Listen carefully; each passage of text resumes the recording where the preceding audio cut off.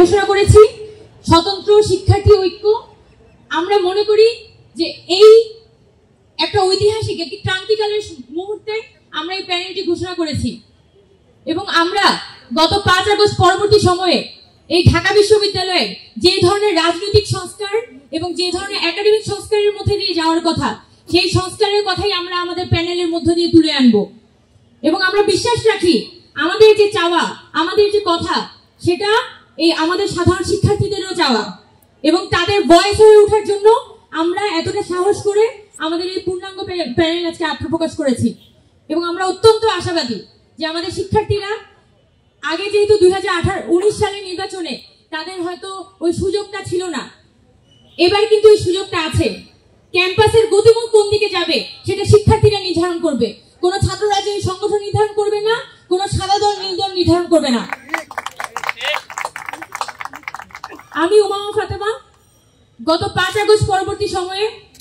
আমি একটা ছাত্র সংগঠনের সাথে যুক্ত ছিলাম,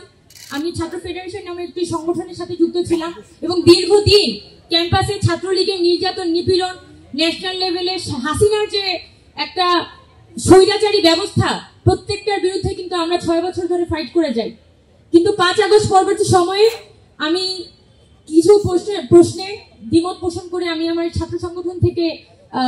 অব্যাহতি নিই এবং তৎকালীন সময়ে বৈষম্যবিরোধী ছাত্র আন্দোলন যে অভ্যুত্থানের প্ল্যাটফর্ম, সেই অভ্যুত্থানের প্ল্যাটফর্মের সাথে আমি নিজেকে যুক্ত করি। কিন্তু দুঃখজনক হোক বা যাই হোক,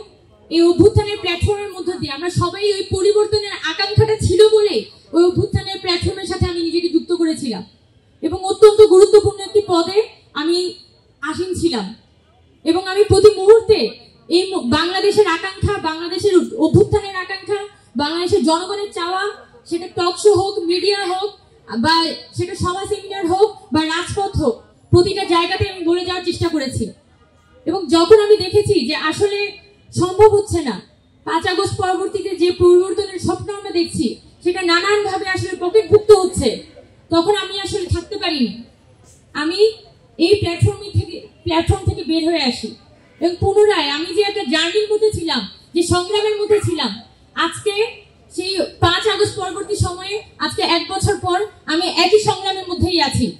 এটাই প্রমাণ করে যে বাংলাদেশকে এখনো অনেক অনেক দূর হাঁটতে হবে। এই জুলাই অভ্যুত্থানের মধ্য দিয়ে যে আকাঙ্ক্ষিত পরিবর্তন আমরা আশা করেছিলাম, সেই আকাঙ্ক্ষিত পরিবর্তন এখনো পর্যন্ত আমরা পাইনি। এই পরিবর্তনের দিকে এই ক্যাম্পাসকে, এই দেশকে আমাদের নিয়ে যেতে হবে এবং সেটা সূচনা হতে হবে এই ঢাকা বিশ্ববিদ্যালয়ের ডাকসু নির্বাচন থেকে। আমি যেহেতু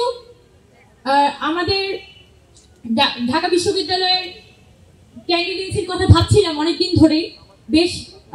2 মাস ধরে আমরা চেষ্টা করে যাচ্ছিলাম যে এখানে একটি স্বতন্ত্র প্যানেল দাঁড় হইতে এবং আমরা এই স্বতন্ত্র প্যানেল দাঁড় করানোর জন্য সবসময় চেষ্টা করেছি ক্যাম্পাসের সাধারণ স্টুডেন্টদের মধ্যে থাকে, যারা পড়াশোনার সাথে যুক্ত, যারা ক্যাম্পাসের পেরিফেরিগুলোর সাথে যুক্ত, শুধুমাত্র রাজনৈতিক না বরং সামাজিক পরিসরগুলোর সাথে যারা যুক্ত, সেই শিক্ষার্থীদেরকে যাতে আমরা বাছাই করে নিয়ে আসতে পারি। এটার পরবর্তীতে গত 2 মাস যখন আমরা নানানভাবে এই প্যানেলটি নিয়ে চেষ্টা করছিলাম, তখন আমাকে নিবৃত্ত করার জন্য, সাবোটেজ করার জন্য অনেক ধরনের প্রচেষ্টা হয়েছে, কিন্তু আলহামদুলিল্লাহ আজকে আমি দাঁড়িয়ে আছি একটা পূর্ণাঙ্গ প্যানেল নিয়ে এবং সকল সাবোটেজ, সকল ধরনের বিরোধীদের মোকাবেলা করে আমি আজকে এই প্যানেল নিয়ে এখানে দাঁড়িয়ে আছি।